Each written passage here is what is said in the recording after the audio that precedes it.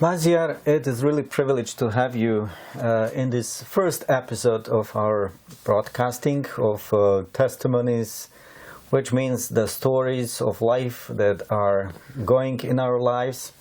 You are coming from different culture, from different part of the world, and it is really nice to have you with us. I heard part of your story, life story, and what I heard already was very interesting, and I wanted to have you as a guest to tell us more about your life.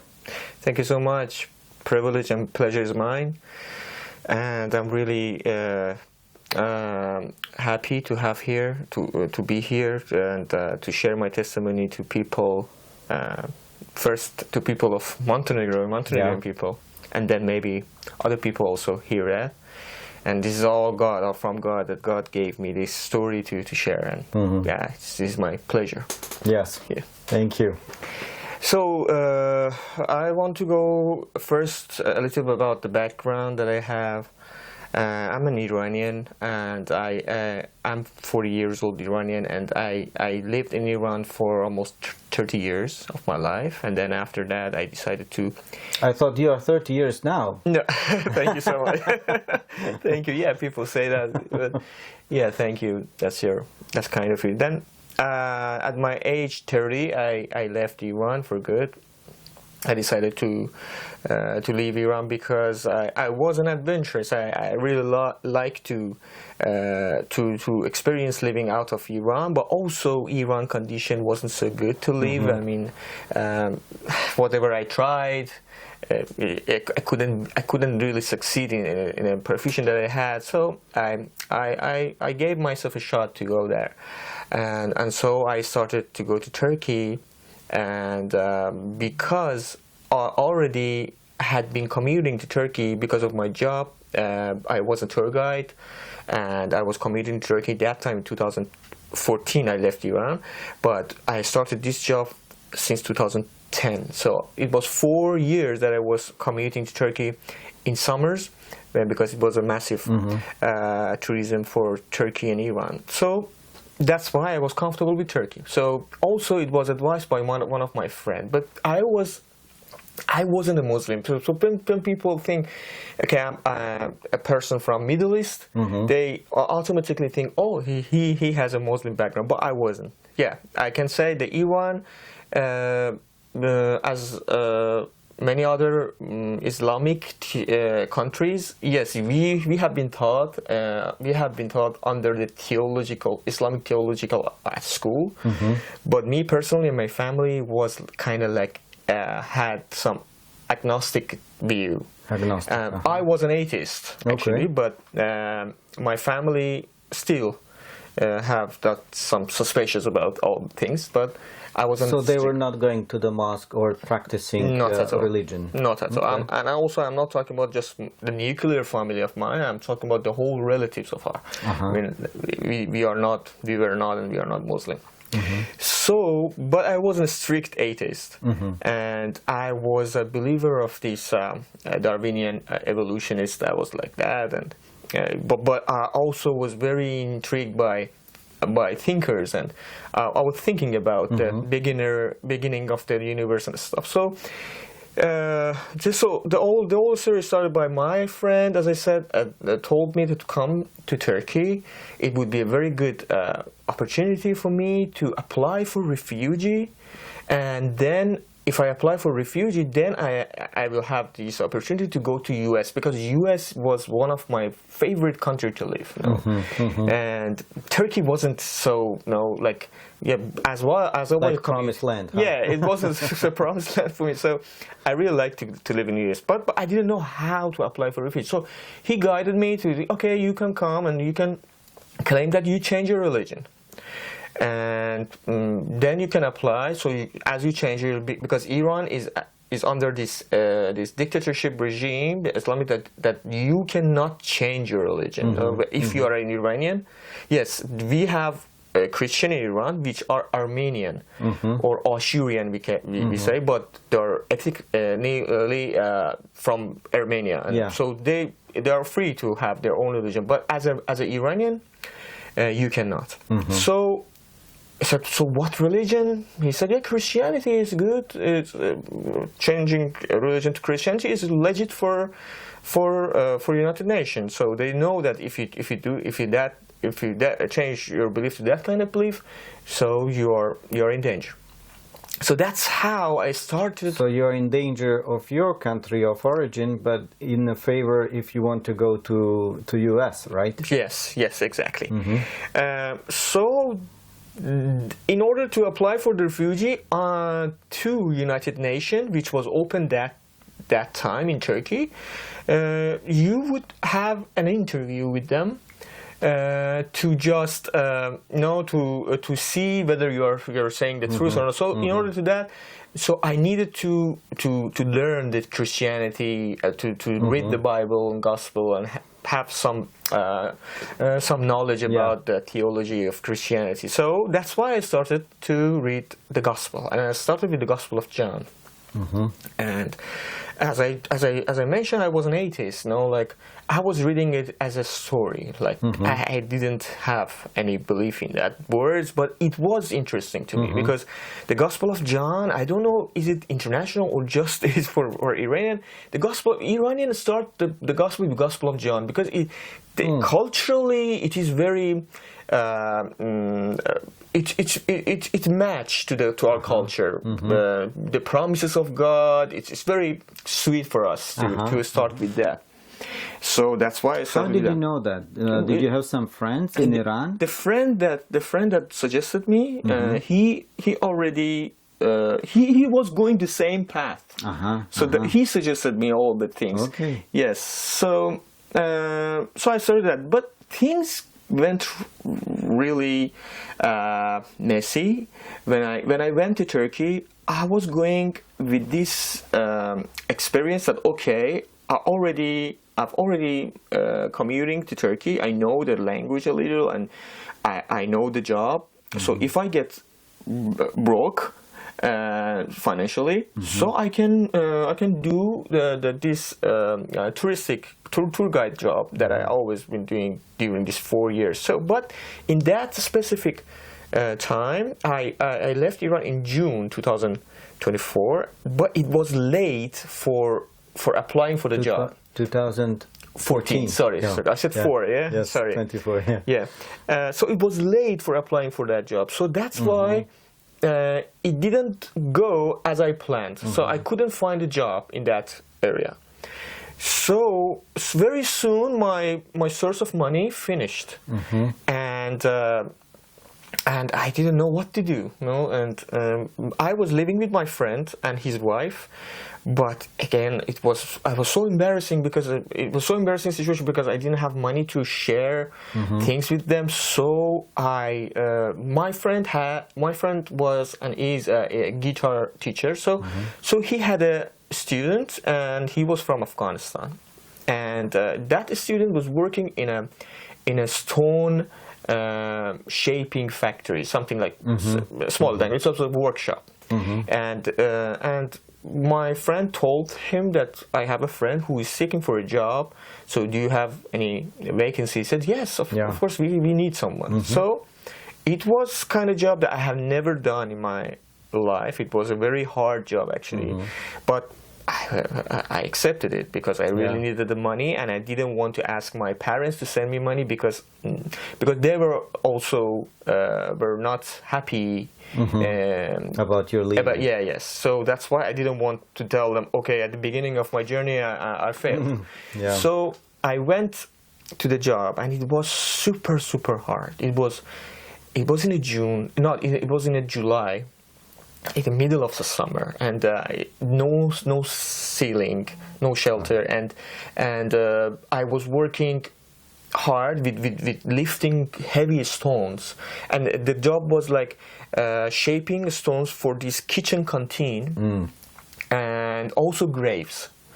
And I was shaping in, and I was working with a person from Afghanistan, and I know it's racist to say I'm not in that belief anymore. But those times that I was a recent person who came from Iran, and in Iran, it's a general idea about people from Afghanistan that we don't work in the same place with them. You know, like because there are always immigrants in our country, and there are a very big number of immigrants. Like right now, I think that we have 15 millions of Afghans living in Iran illegally. But so that's why we have this kind of mindset that we.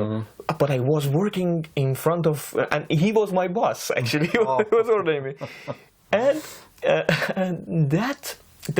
I passed the first day, but on the second day there was a big cargo coming to that workshop, workshop, and then I was the responsible to unload. to unload it, and also I was responsible to cooking food for them. I was responsible to everything, you know, cleaning everything, and then it was very hot, no air conditioning, nothing.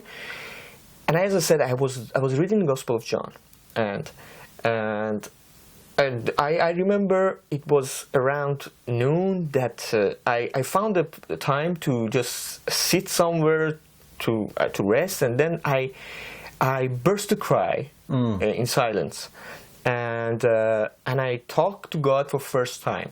I mean, talk to the God of Gospel for first time. I tried talking to Allah before when I was teenager, but I didn't get any response. I had that experience talking and praying, but talk to God of Gospel, and that verses of Gospel of John, Gospel of John 14:13, that was in my head, that I will do whatever you ask to glorify, in order to glorify my Father. So you ask whatever you want, so in the name of me. Was it like a prayer to Jesus as you were reading the Gospel? So that was imaging Jesus. Exactly, Jesus. Okay. So he said, in the name of me, ask whatever you want, in the name of Jesus, in the name of me. So I will give it to you to glorify the Father. I think it's Gospel of John 14:13 and 14. So these verses was one of the very highlighted verses for me when started to be alive. Yes. When whatever you want, what is it? No, so when I in my very lowest moments, I reminded that verse. So I said, God, Jesus, if you are real, if these words that you said is real, I am asking you in the name of Jesus, just get me out of here. Help me. So I really remember it was like 11 years ago, but these scenes are very lucid in my mind. It's very clear. So that day finished, and then I went home, and then I had a call from that person from Afghanistan. I forgot his name. Who was your boss? No, not boss. He was one stage more than me. The boss was someone else. So he was also working for the boss. But he called me and said, Maz, I have a bad news for you. I said, what is it? He said, yes, the boss doesn't want you anymore. And because his nephew is out of school and is coming to the city to help him, so he doesn't need anyone anymore. So it's not you. It's someone else is coming, and not your fault. Yeah. So as I was working, I was getting my wage daily, so I already got my money, but it wasn't enough for I said, okay, thank you so much. But it was immediately I reminded my prayer, and I talked to Jesus. Jesus, if I wanted to quit, I could quit it myself. What kind of help is it? To be fired. Yeah, I'm fired. And then, as I explained earlier, I was a tour guide, and when I arrived in Turkey in that time, I texted many of my colleagues on Facebook that I'm in Turkey, and if you find any vacancy, any job, please let me know. So, and then very next day in the morning, I received a message from one of my friends on Facebook, and Maz, where are you?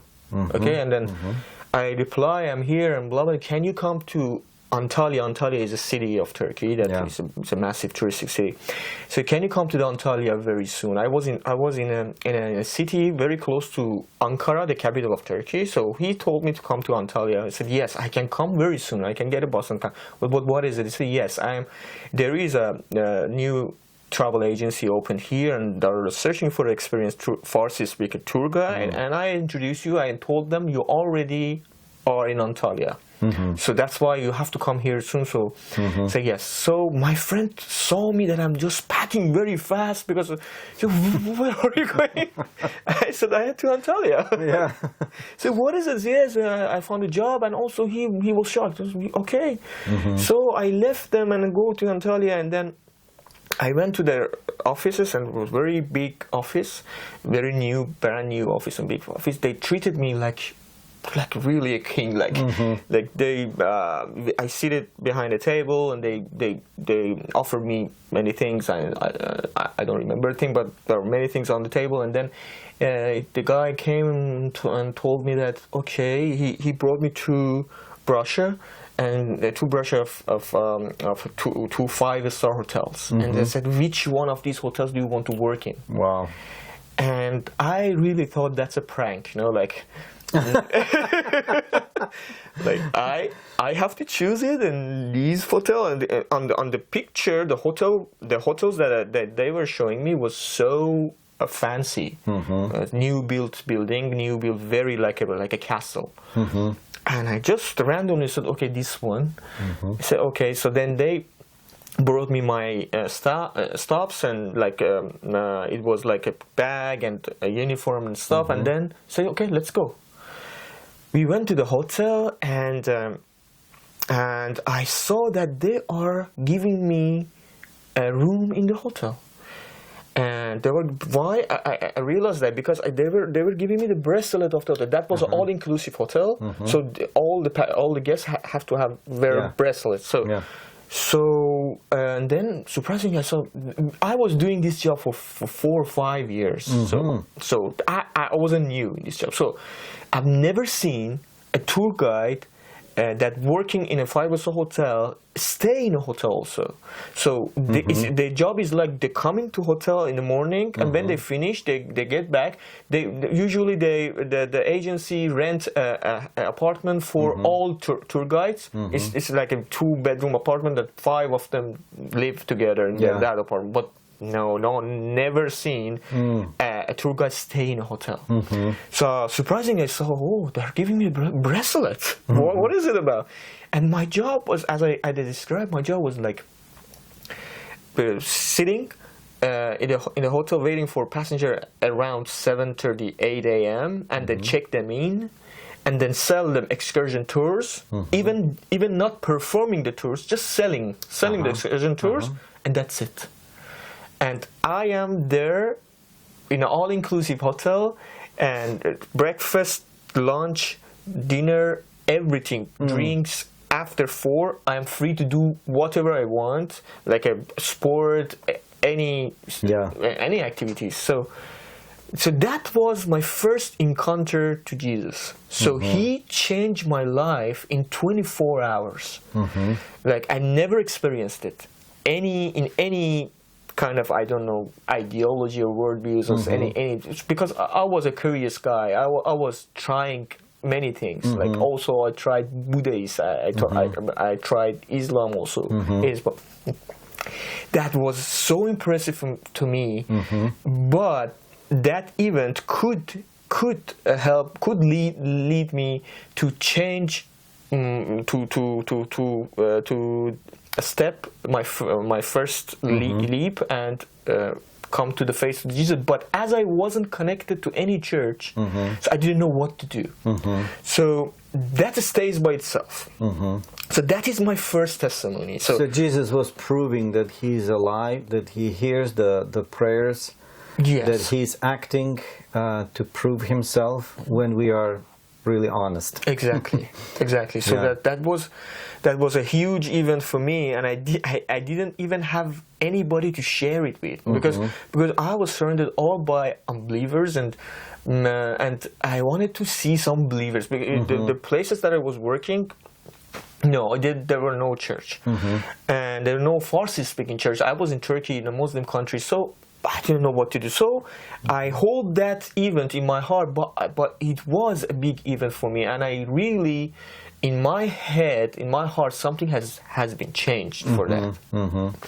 So it was not just, oh, I'm helping Jesus just improve my life or better quality, but there was something inside of you that actually changed. Yes, changed, because it wasn't something that happened to me ever in my life. Because so many times people, when they are really down and in a bad situation, they're praying to God, you know, to help them to improve their health or work or anything else, and then when God is answering that, they are still the same. Yeah, but no, it wasn't the same for me in this specific event. Like David says in Psalm, search me. God is saying to people, search me, I will help you, and then you should glorify me.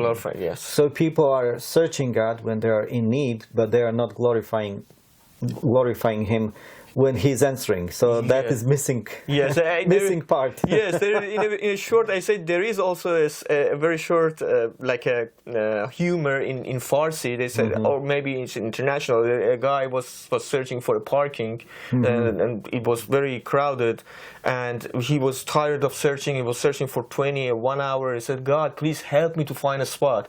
And suddenly, he saw a spot, said, "Oh, I found it." Don't bother, I found it. Yes, that wasn't that kind of thing for me, because I don't know, something in my heart that I was sure it was Jesus, because the things happened. The things started to change right after each other. After I prayed to Jesus, like boom, boom, boom, like very fast. Like, what is it? It was like this to me, and so that passed. A year later, this is my second part of testimony, and then a year later, in 2015, I was doing that tour guide things. Yeah, but between these years that passed, also some things happened to me, because I wasn't. I stopped that job, that hotel job, after 2 months or 3 months. I came back again because it is a seasonal job. When the season finishes. Yeah, it was already July. Yes. August and September, that's it. Okay. Also, God helped me to find another job, which was a teaching job during this semester. We go to the next summer. So in this summer, I was really I was a person. Still, I wasn't connected to any church, but I was talking to God. I knew God in that So that's also interesting. When we get to know Jesus and He is in our heart, then the drive in us is to find Christian to find family. more. Yeah, to find more, to find brothers the people. and sisters. Yes. That's great, and that's a real sign that really something happened in the heart, because we want to be in a flock with others. Exactly. I have that feeling inside, that to find other believers to share, because I was exploding. I wanted to share these things to people that understand me.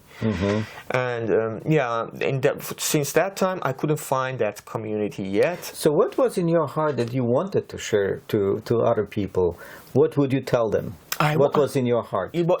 My heart, the main message I wanted to tell to people, that Jesus is real.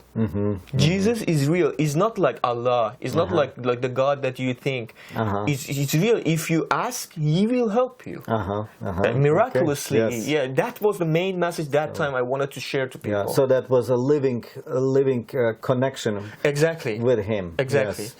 And it's not like a religion or some rules that you have to follow, but actually the living relationship. Good point. I already started a relationship with Jesus after that, the first event, and I didn't know that I'm in a relationship. I was talking to Jesus many, many times. I don't remember some of them, but I was talking during this year that passed. I was talking to Jesus like a prayer, but I didn't know even that I was praying. I was talking to Jesus many times. Yes. So the work of Holy Spirit. Yeah.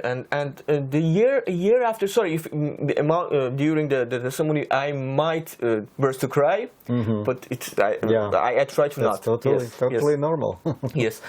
1 year passed, and then I come back to Antalya to continue the job.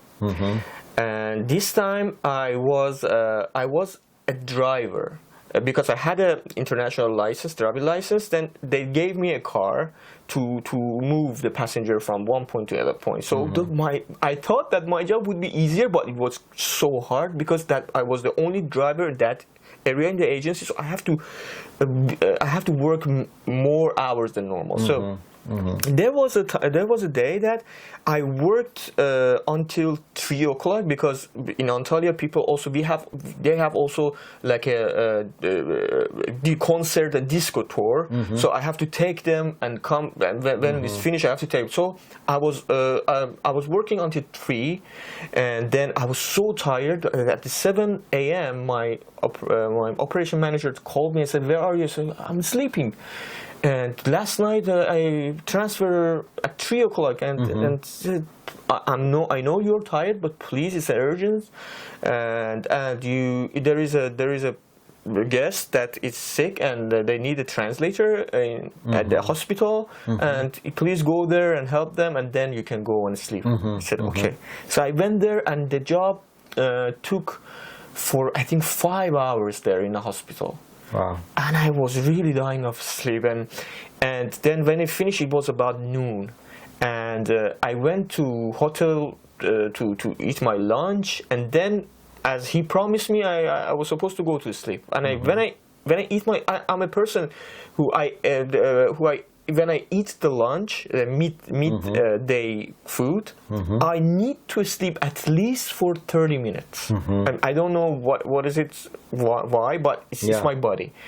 Otherwise, I get a very severe headache, and I cannot continue really. I have to sleep. So in that condition that I haven't sleep the previous night, so the things is multiplied. Yeah. So I ate the lunch again. The operation manager called me and said, "Maz, I'm so sorry, but you are the only one that I can rely on. You have the car. We have also 4 passengers. You have to go and take them from the tour, ship tour, boat tour, and then you can go and sleep for all day, and don't worry." And I said, "I can't. I really can't, because I'm dying of sleep." I said, "Please do it, and then that's it."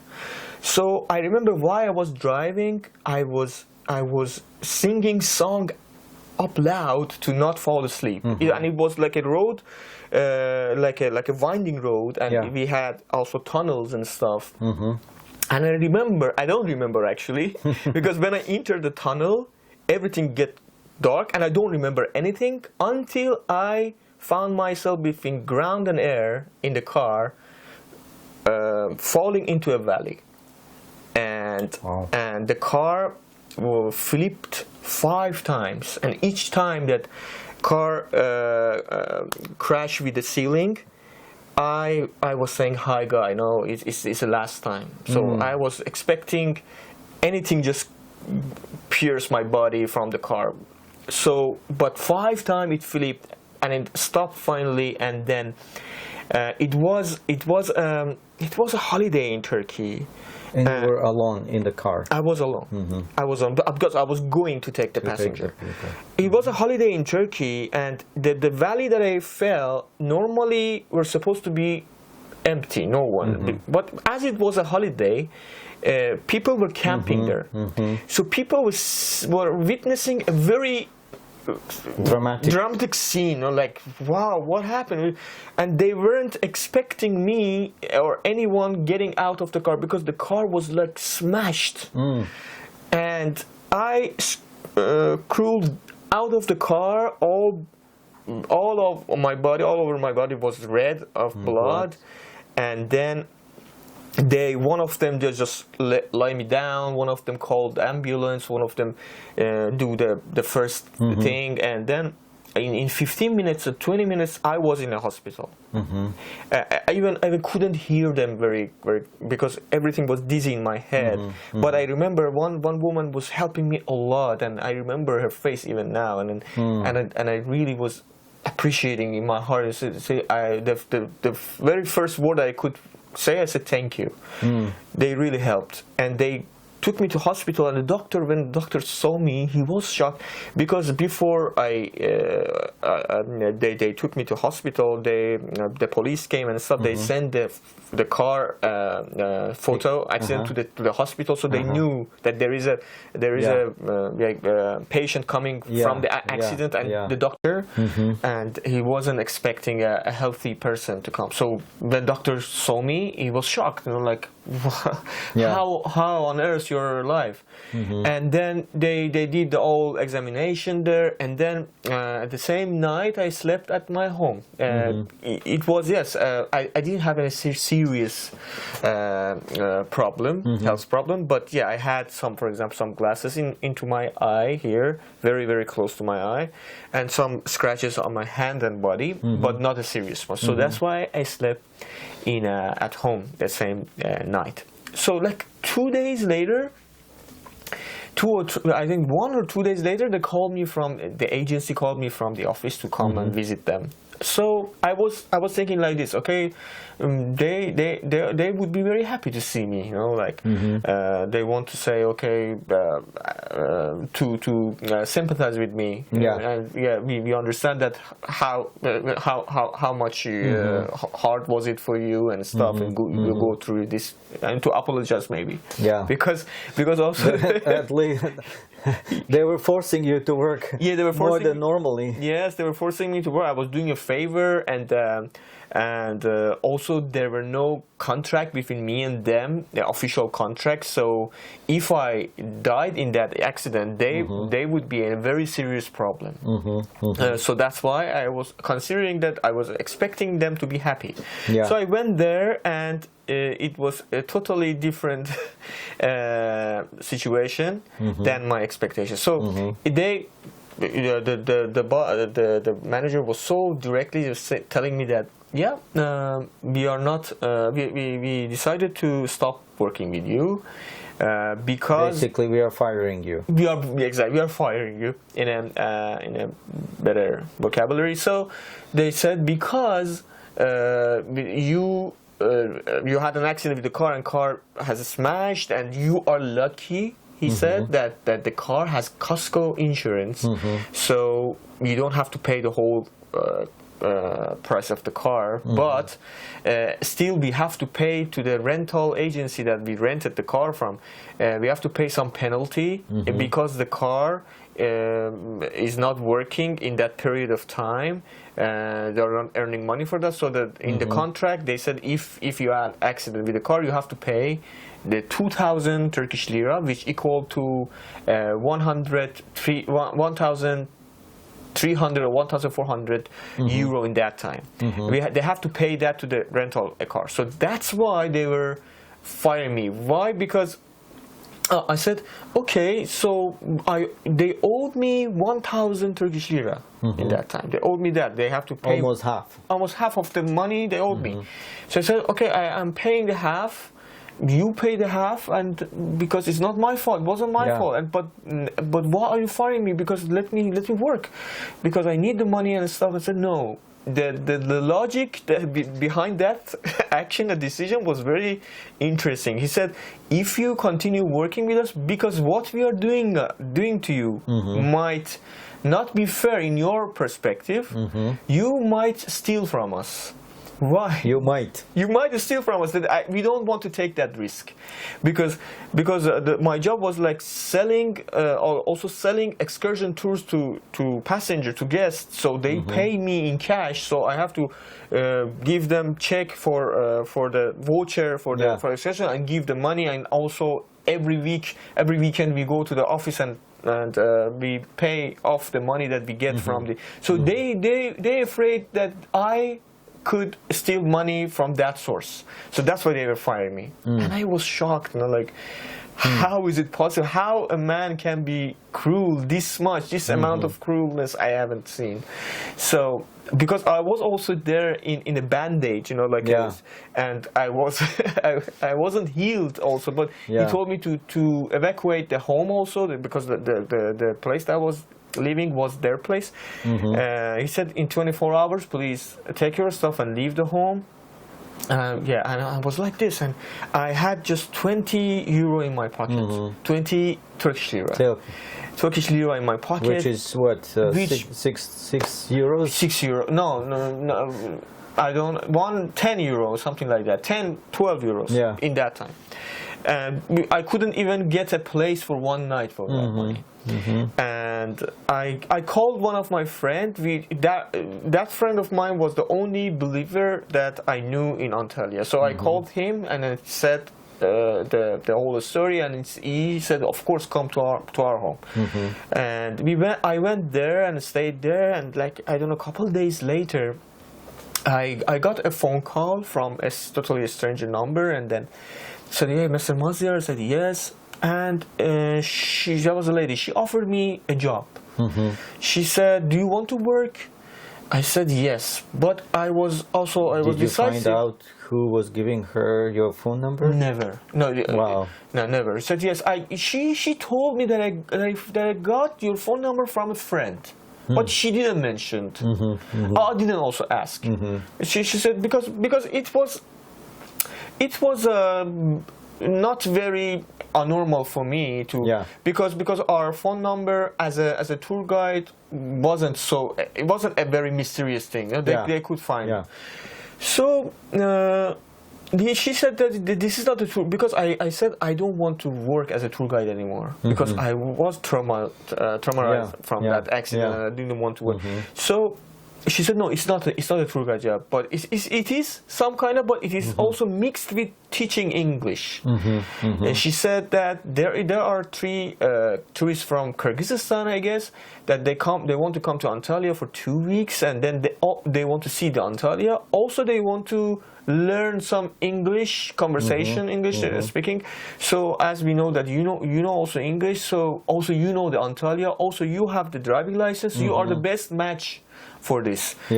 So how much do you offer for working? Asking for the how much do you ask for the work? It's a 2 weeks work, and not 2 weeks work. The period is 2 weeks, but each week 3 days, and each day 5 hours of driving and talking to them, having fun, going to the excursion tours and stuff. That's it. And we give you the car, everything. And how much money? I said, I don't know. I haven't done this job before. I don't know what's the norm. And she said, is 1,000 euro enough for you? For 1,000 Turkish lira enough for me? And as I heard 1,000, it clicked in my mind. It was exactly the amount that they refused to pay me, because they owe me 1,000 Turkish lira from the previous yes. And I got shocked on the phone and said yes, and they said, okay, so we deal. So then she said the work will start in 10 days. Then every day or every 2 days she was checking with me if I'm still available, and you could get some other job and disappear. Yes. She sent me the program. She explained me more about the job. The first day you go there, the second day you go there. She came with the full explanation of the whole program schedule, and then the day came, and I went to the office and I saw her for the first time. I didn't recognize her face, I never seen her before. And she said, okay, wait here. I go to the manager upstairs and come back. I waited for 30 minutes, and she came back and she said, Mr. Maz, I'm so sorry. I have to tell you that the project is failed. Why? Because 2 of them, their visa got rejected, and they can't come. So it's not worth to do it to one of them. So I'm so sorry. So just gave me an apple juice box, and I left the office.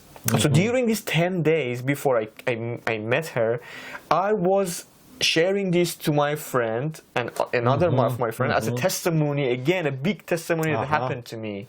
And one job didn't give you 1,000 liras, and the other job out just, of nowhere they just merge out and give me for such an easy job. And I was sharing.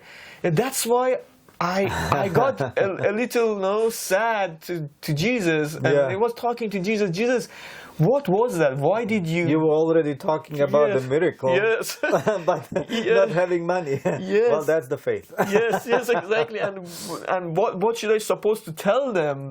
After this, it was such a disappointment. Yeah. And then when I was talking to God, the same moment, she called me again. She said, Mr. Maz, I talk right now to the manager, and manager accepted to give you 1,000 lira anyway, because we offered you this job and you waited for us for 10 days, and he said it is not fair to not, we wasted your time for them, it's not fair to not give you. So because they gave some amount of money for the project, and they will spend 1,000 for me. I wasn't believing her words, actually, because as you know already, that I have worked in Turkey for 5 years, and I have never heard, never seen, never experienced this in Turkey. In anywhere in the world, of course, if you didn't work, they don't pay you, but in Turkey you double it. They are very strict about this. They never pay you if you don't work. And that's why I didn't believe her. So she said, because I wanted to come back to the office to get the money in cash, but she said no. To give us a bank account, we will deposit it into your bank account. But I said, I don't have a bank account. She said, no, don't worry. If you have a friend who has a bank account, just give us, we will deposit it. I said, okay. I sent the bank account, and I was a little skeptic about this. But I waited, I think, I don't know, for 3 or 4 days, and waited for my friend to tell me that, yes, someone deposited the money. And I remember those days was hard for me to wait, like, because I wanted to see another miracle from God. And to be proven. To be proven. It's really. Yes, and my friend called me after that, and when I see his name on the phone, I said, "Oh, he called me for the money." And he said, "Yes, Maz, I received 1,000," and I remember I used my first hallelujah, like, and it was such a big event for me, and for anyone who can understand this story, it is very odd. It is very odd and very strange to experience such a thing in this. Some people could say that it is like coincidence. But as one friend said, actually, maybe I was reading about that like when we are praying, it is just like coincidence when something happens. But a very good follower of Christ said, well, it is coincidence, but it is interesting that those coincidences are happening only when I pray. Yes, exactly. And yes, and this happened to me, and these events were happening one after each other. When I'm seeing it now as a whole story, because when you're living it, you don't know, you're in the middle of some story. But when you see the end, some kind of the end of the episode, maybe it's not the end of the life, but that episode of my life is finished already. But so I can now seeing it in a better aspect. So I can see the God were moving me toward His church, because I wasn't connected to any church that time. So there was one friend that you had a connection with, Jesus follower? Yes. How it happened that you met? How did you recognize each other? He was my friend since I was in Iran. And yes, when we were in Iran, we weren't believer. Also, he was a new believer to Christ, and he also didn't have any church. So he was a new believer. But did it happen in Iran or or when he left Iran? When he left Iran. When he left Iran, it happened to. So- he got connected to some believers in Antalya, but still those. It wasn't in Antalya wasn't a city right now. Yes, but those time wasn't a city that we didn't have any Farsi-speaking church. So, but we had, for example, there is big church. In the world, Farsi-speaking church in the world called Elam, in that time, that they had many churches around the world, and I remember they having conference city to city. So he attributed in a conference in Christian conference, so that's how he believed to Jesus Christ. But he was also connected to any specific church there. Yes, as I was saying, this event was happening to me, for God was leading me to his to meet His church.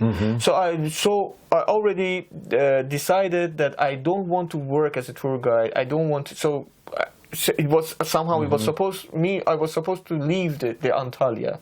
So I went to another city called Denizli, and I met the Church of God there, and then. So how much of time passed from your first experience with Jesus when He was answering your prayer until you met the church? Yes. If I want to be precise, 15 months. 15 months. Yes, and there was that desire was always there in your heart. Yes, and during these 15 months, yes, I wasn't connected to church, to believers, to community, but I built a very strong relationship with Jesus, with God. And I was also reading the gospel, and I was so intrigued. I just wanted to share my stories to people. And also I shared to many people my stories, but the people that I was sharing, because as they weren't believer, and yes, they expressed their emotions, but not that emotion that a believer would that they would decide to follow Jesus. Yes. Unfortunately, yeah. So that's why there is always that thirst in me to see the community, Farsi Christian community, to meet them. And then I finally met them, and then the God led me through that.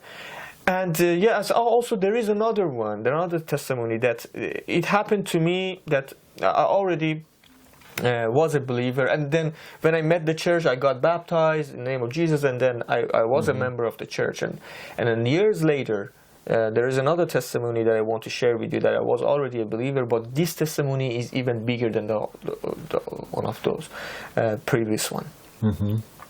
And yes, I was a refugee, as I explained. My status was a refugee, but after 2018, the United Nations office got so limited in Turkey. They almost shut down, and they just they transfer all the people, the asylum seeker that had a document and case in the United Nations in Turkey. They transfer all those cases to the immigration office of Turkey itself, the government of Turkey, and that makes all of these asylum seekers very worried, because United Nations, of course, is United Nations, and they care about human rights and stuff. They have a very. And you were asking for asylum in Turkey.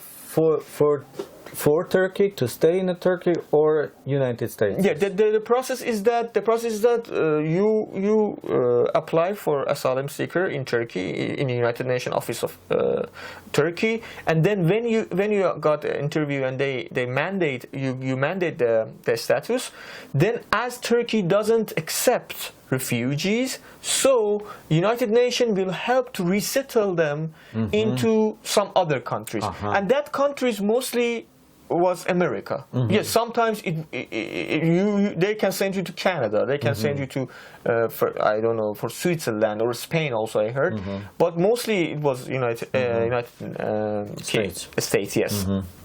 So yeah, that was the process. But as the United Nations office closed in Turkey, all of us got scared, and we didn't know what to do. And this thing happened, and our fear were logical, because we knew that Turkey's intention is not to keep us, is to get rid of us. Get rid of us, because as we even get mandated refugee status, they don't want it to keep us. That's why United Nations resettled us. So we were afraid, and that happened to us also. Me was one of the people that they started to close my case in the immigration office of Turkey. And the thing is, they would find any excuse to get rid of you. So my case was because I left my city without permission. So it was like this. The system was devised for this, for very short period of stay in Turkey. So our card was valid for 6 months. Okay. So that's why the rule was, if you want to get out of your city, you have to go to the immigration office and get the permission. But as it took longer than 6 months. I was already there for 5 years, 6 years. So this rule was so cruel. For us to, if you want to, it was like a prisoner, And when we go to get the permission, they refuse to give us the permission. So they don't, or they do. They refuse. They refuse to give you permission. They are not allowing you to move around. Yes, to just limit us, to just make us exhausted, tired, so to leave the country. Yeah, to give up. Yes, yeah. But all the people, at least all the people that I know, the asylum seeker people that I know, they do it without permission. It was okay. No one would tell you anything. Yeah. So you could travel. So the system wasn't that serious, that tight. So that happened to me. I was in Istanbul. That they found out that when I was coming back from Istanbul, they found out that I don't have that permission, and that put me into the trouble. And then they closed my case, and I go through all these judicial system because they told me that okay, they can close it, but you can also object to the decision. So I got the lawyer, and it was in Corona time, I remember, 2020, and I got the lawyer and go through the judicial system and stuff, and it was my second court. The first court already rejected my statement, and then I was in the second court. I was expecting again rejection because I knew that this court, when the first court rejects you, the second court also reject. But my lawyer was telling me that the last court, which is the court above all of them, they would accept it because you are really because you are baptized and your life now is in danger to send you back to Iran, and as you don't have any visa to go any other country. The highest stage of court in Turkey, which is connected to European Union also, they wouldn't accept this statement. So I was waiting for that. It was in Corona time. I remember I was sitting at home. It was like quarantine. Like no one was working because in Corona time, and I was sitting by my window, and I saw the postman was working. I said, "What? Why this postman is working? No one is working." But I saw the postman come toward my door, and I heard they ring my door, and I opened the door. He handed in my second court result, which was reject again. And I got so disappointed, and I said, oh, okay, I was expecting it, but again, why in this time? No one is working, but you're just giving me bad news. And 2 days, 3 days after that, I received a call from the immigration office. And it was a translator, Farsi translator, and he was telling me, yes, Mr. Maz, are you available? I said, yes. I said, can you come to the office? I said, what is it for? And he said, yes, we decided to revise your case and decided to give you an interview and again to give you your card back. And I got, what, really? because I got the Yeah. second court result 2 days ago. I said, really, why is that? He said, yes, we decided to do that. We are doing it for many people. I said, okay, but I got suspicious. So I cut the phone. I called my lawyer. I said, something like this happened. He said, okay, maybe they, because it's their call. They can get your back. But don't worry, if you go there and you see they are doing something else, don't worry, they cannot do anything to you. They may give you a paper to sign. Don't sign anything. Okay, you just take the paper and tell, I have a lawyer. So yeah, you come to my office. Okay. I said, okay. I went there and I waited there for 1 hour, and then after 1 hour someone says, yes, not someone, the manager, the boss of that immigration office, that we all knew him, he was very famous, came, oh, Mr. with a very good behavior. Oh, Mr. Maziar, how are you? How are you doing? and yes, we want to revise your case and stuff. So just wait here, and that's a good luck for you. And 10 minutes, 15 minutes after, another man came and said to me, follow me, and went down the stairs, and I saw 2 policemen is waiting to the point that the man was guiding me, and the policeman was negotiating with one of these immigrant officer that why we have to take him. They were talking in Turkish. And why we have to take him? There is no allegation against him. Why we have to take him? He said, you just take him. I will send the allegation. And wow. So policemen were asking why we need to take him. Yes, because so that was like a trap. 2 different organizations, the immigration office and police. Yes, it's 2 different.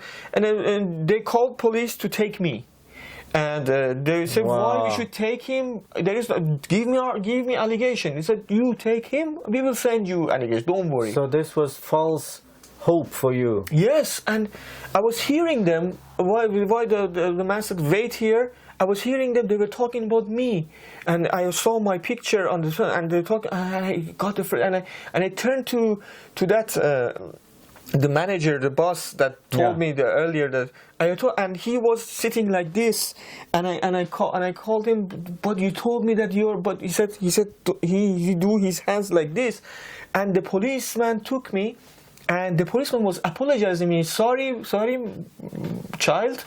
We don't worry. We're just taking you to office, and don't worry.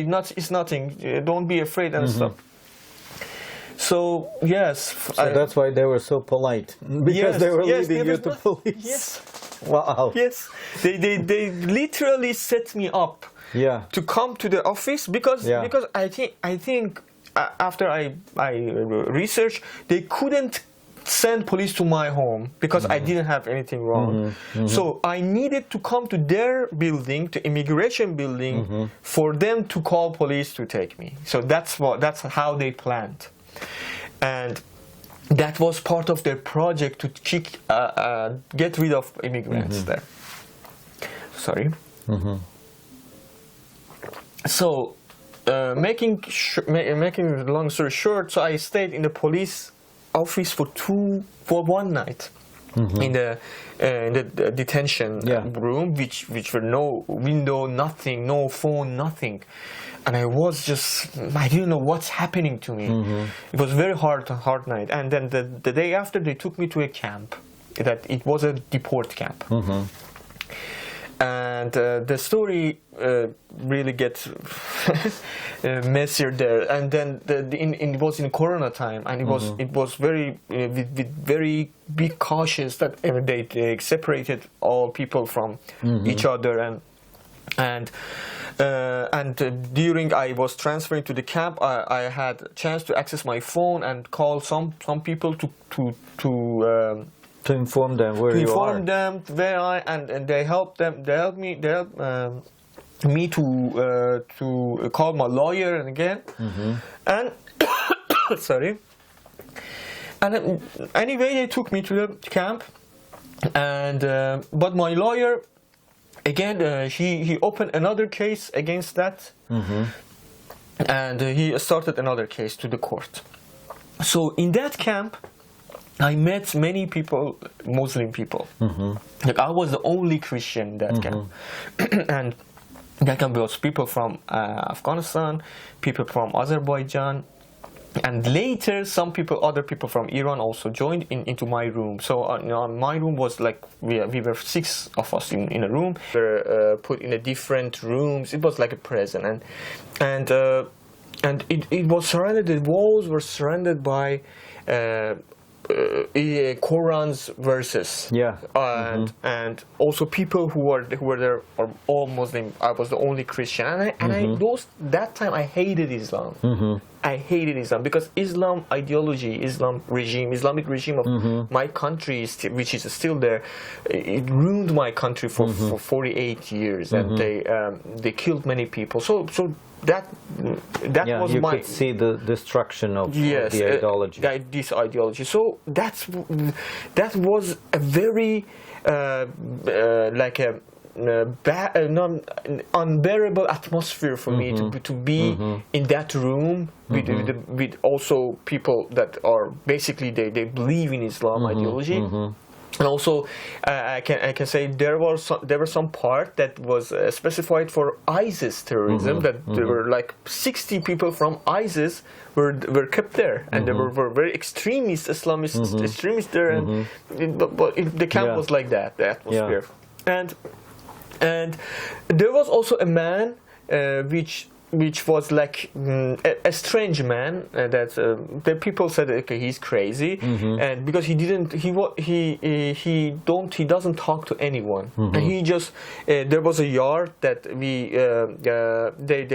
let us to go to the yard for walk for 15, because it was like prison, for 15 minutes a day, two times. But that man were always in the yard because he was the old person there. They were familiar with him because he was there. He was from Yugoslavia, and before it fell apart, and at least he mentioned that to them.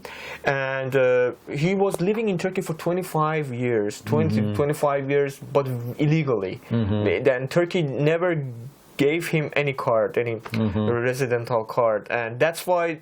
Every since they take him to the camp, so he was a familiar character to the camp. So that's why he was a senior there. So so they let them to walk. So I remember he didn't speak to anyone, but we had a window through that yard that we were also. I was observing the man that walking all the time. It was a little somehow it was on my nerve because he was like walking on, but. Every period he came to me and he tell me, just me, pray, and he could again continue. And you didn't walking. have any connection. He didn't know that you're Christian or anything like that. No, we never talked because he was living in another room. Wow. And that was very very highlighted in my head that he was saying this. Pray to me, and also as I described, I was with people from Afghanistan, people from Azerbaijan, also some people from Iran that later joined us, but they are all non-Christian. And people from Afghanistan and Azerbaijan were Muslim, real believer in Islam, and they were mostly when I on my experience when I see Muslim, the real Muslim that want to preach to me, they mostly talk about Muhammad, but in that time. When they wanted to exchange the beliefs to each other, the Muslim from Afghanistan, he talked about the Joseph story, that how God, because Joseph's story in Bible, in Genesis and Quran is similar somehow, is how God took Joseph from the bottom of the well to the second position of the Egypt. So be hopeful. So as we are now in a darkest time, but God will save us from it. So it was very encouraging to me, and I was really moved by this story that he was coming from his mouth, which was Muslim to me. And they didn't have any, because later also I will explain. I had also I evangelized to them the message of Christ, so they didn't have any restriction, anything, because normally, based on the experience, when you want to talk about Christ in front of the Muslim people, they have that urge to, they want to win you, they want to beat you. But no, they didn't. Yeah. And also, I was also cautious a little that I shouldn't expose my belief in front of those ISIS people, because another thing that the guy from Azerbaijan, when he was also commuting into their cell, because he also was a little the reason that he was there because he broke someone's window with fist, because I don't know what causes to do such a thing, but he was a little like an aggressive person, so he liked to commute with another aggressive group. So when he came back from there, he told me that, Maz, it's very interesting that because he was Shia, because he was from Azerbaijan, they were Sunni, but they were both Muslim. He was saying me, one of the guy there told me with a smile that if I see you out of this camp and I knew that you are this Shia, I would cut your head off. So they told him, to Shia guy.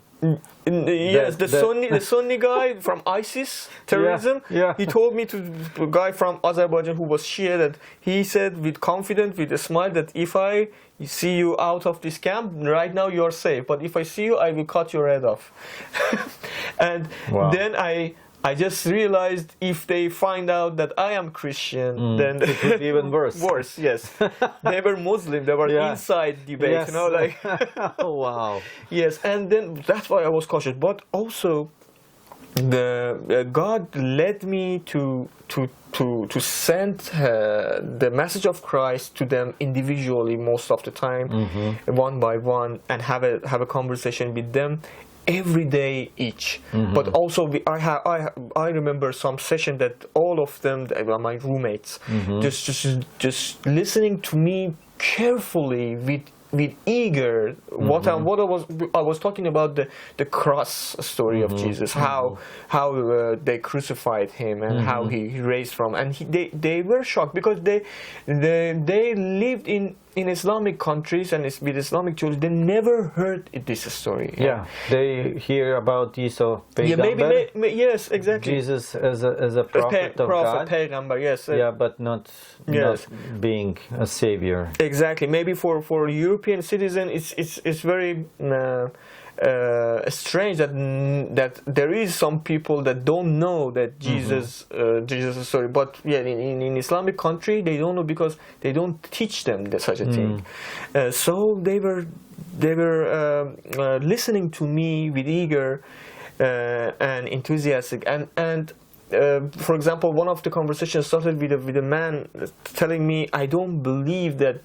How is it possible that Mary, the mother of Jesus, give birth to Jesus without a husband? I don't believe it. It is such a stupid story. I don't believe it. And then I started the conversation with him, and then he really listened very carefully, and he got the convincing nodding to me, and he got convinced. And there was, among these people, there was some person named Ali. And this person was from Iran, and he was there with such a pain, and his story was very interesting to me. Why pain? Because he betrayed by his friend, and his friend sold him out because he was there in Turkey because he was waiting for his smuggler to tell him that he wanted to go to Western Europe. But he was already there. As an Iranian, you can come to Turkey, but for just 3 months. So after 3 months, you need to come back. But he was overstayed. So one of his friends sold him that he's overstayed and stuff. So then, betrayed him or reported him to the police that he's overstaying. Exactly, wow. exactly. And what a friend! Yes, the friend that he put him on his shoulder because he. As I remember right now, they didn't even come with a passport legally. They come illegally. He was describing to me how he crossed the border from Iran to Turkey with very severe weather condition with snow, and he was telling me that once his friend was fainting of cold, and he put him on his shoulder and crossed, and that same friend that betrayed him in Turkey. Wow. And he every single day he was talking about that story because it affected on him. It was burning him inside. Like, how is it possible? And that's why our conversation gets spiritual about God. God let us sometimes these things happen to us to this story bring the person to God. And he was also talking about a man called Hussein, and Shia people know him. That he's the third Imam of Shia, and he had such a respect to that person. I was telling me, yes, I think that Hussein will help me through my hardship, and it opened an opportunity for me to tell him about the Jesus, and he was also eager about Jesus. And I remember one day they called him from upstairs because in the camp that we were. The upstairs of that building, there were office, and when they want to negotiate with us, they call us. And normally, when someone is called, normally it has two consequences: whether they want to let them go, or they want to trick them somehow to get a signature, and then send him home. So all of the people from the camp knew that trick that they. So that's why he got worried when he got called. So he got worried, and I was a translator during that time that I was there because I knew Turkish, I knew also Farsi. So for Farsi people, when they want to negotiate with people who doesn't know Turkish, they also called me. So they called me also to go there and translate, and he was shaking of fear because he didn't want to get back to Iran, because I knew why, because he had 1 or 2 years of prison because the city that he lived in Iran was a city famous that they bring goods from Dubai to Iran, and he had a small wooden boat that he was doing it, and once it was some kind of smuggling, but it's very in that part of Iran. Everyone do that, like it's not like he wasn't out of the bundle. But again, he was captured by police and he was sentenced for 2 years of prison.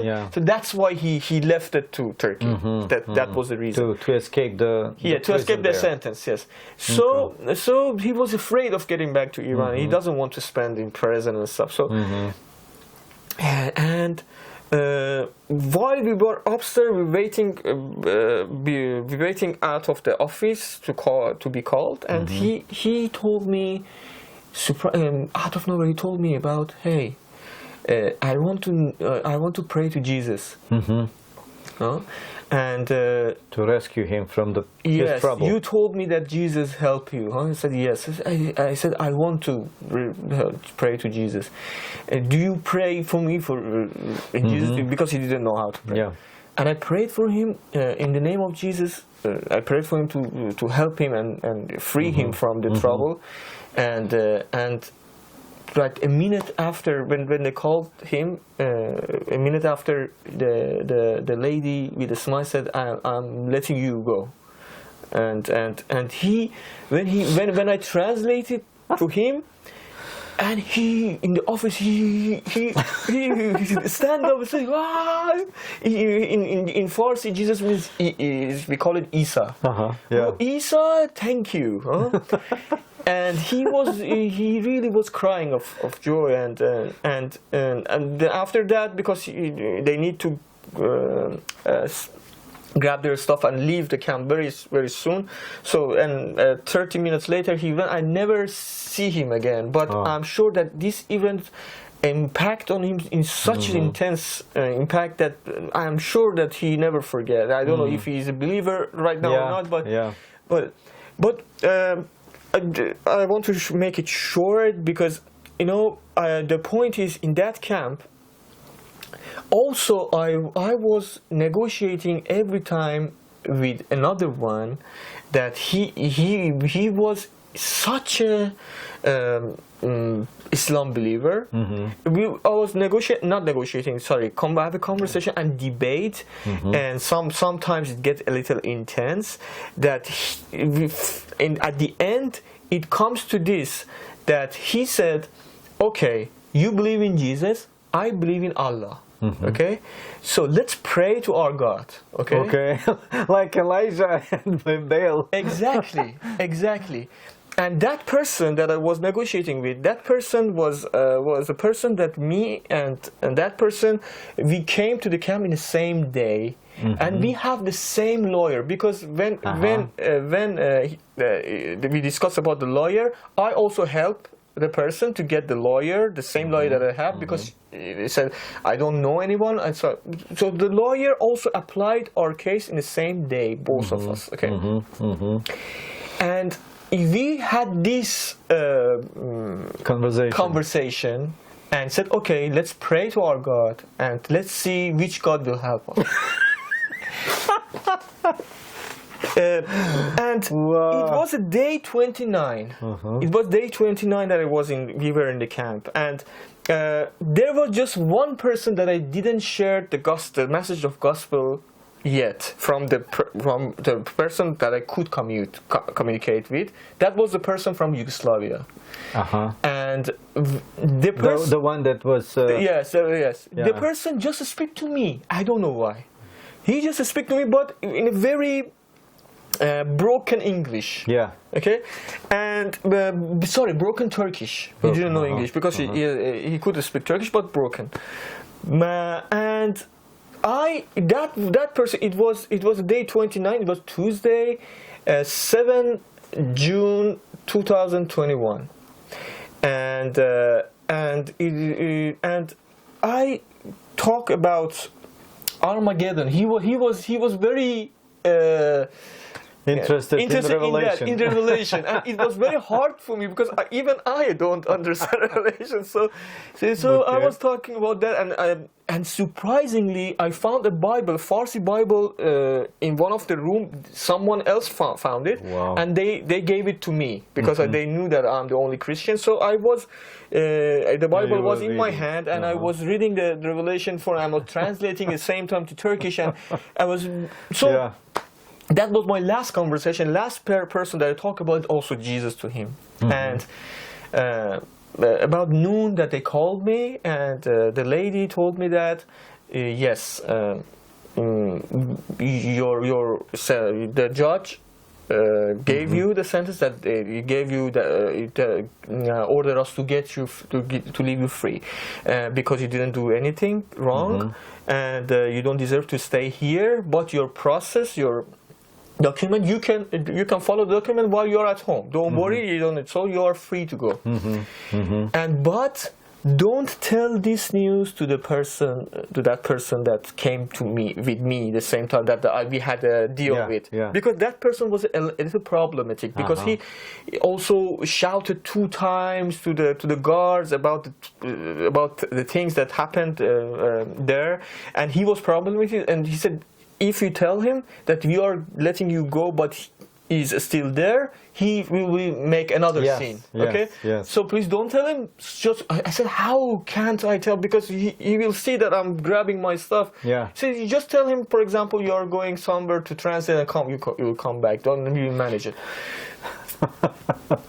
And when I go to my room, and I really didn't know how to encounter him. I try to grab my stuff, things slowly. Yes, slowly, and he finally saw me. Where are you going? I couldn't lie to him, and I said, I'm going. I remember it was a phone we could telephone our friends in some specific time of the day. He was calling for, and when he was seeing, it was in a corridor. When he was seeing me with excitement, he said, "Where are you going?" I said, "I'm leaving," and he dropped the he dropped the phone, and he just sits on the floor, and he started to say, "Why you not me?" I said, "No, sorry, but you will also, because the same lawyer that you have the same lawyer. Don't worry, your sentence will come soon. Don't worry."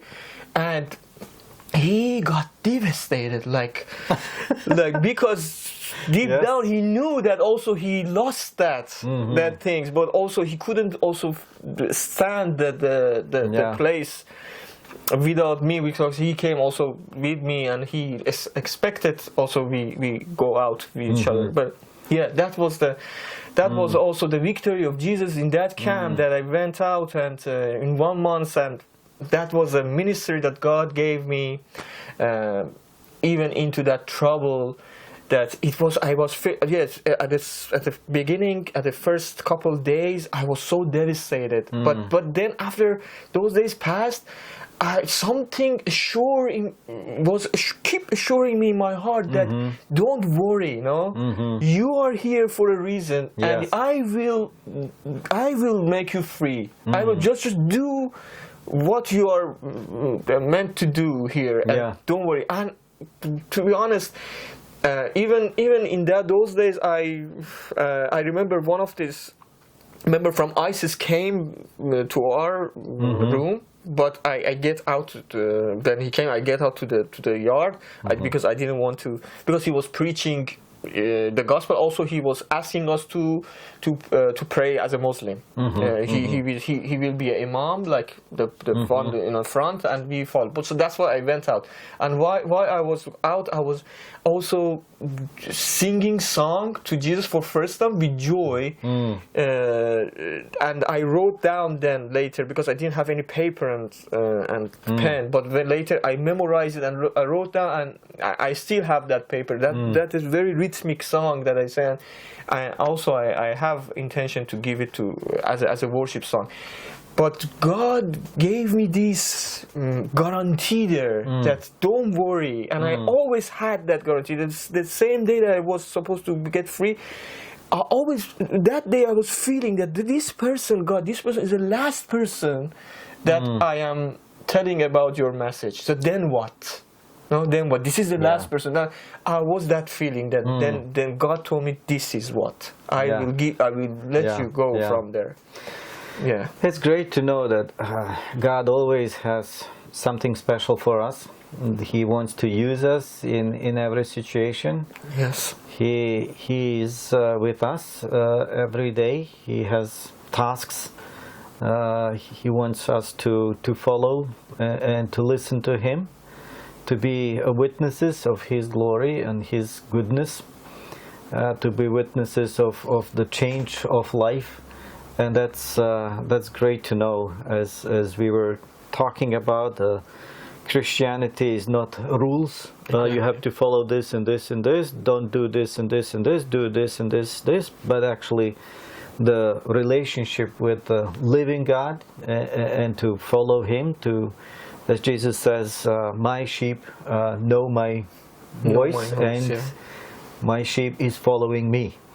So that's great. Jesus is giving us different experiences in life, and He's preparing us even for something greater.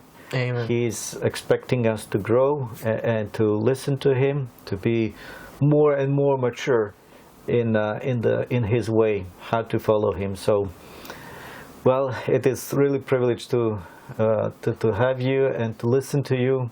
To be encouraged also by your story, your life, and to know that Jesus followers are everywhere in the world. Jesus doesn't know about the borders, religions, stuff like that. He knows those who are following Him or those who are not following Him. So it doesn't matter whether it is kind of Christian country or not. Jesus knows his persons. sheeps, sheeps, the sheep that is following him. So that's great. We will be together with him in heaven and to Amen. rejoice with him. Amen. From all nations and tribes and languages, we will praise him. So thank you so much. My pleasure. My pleasure.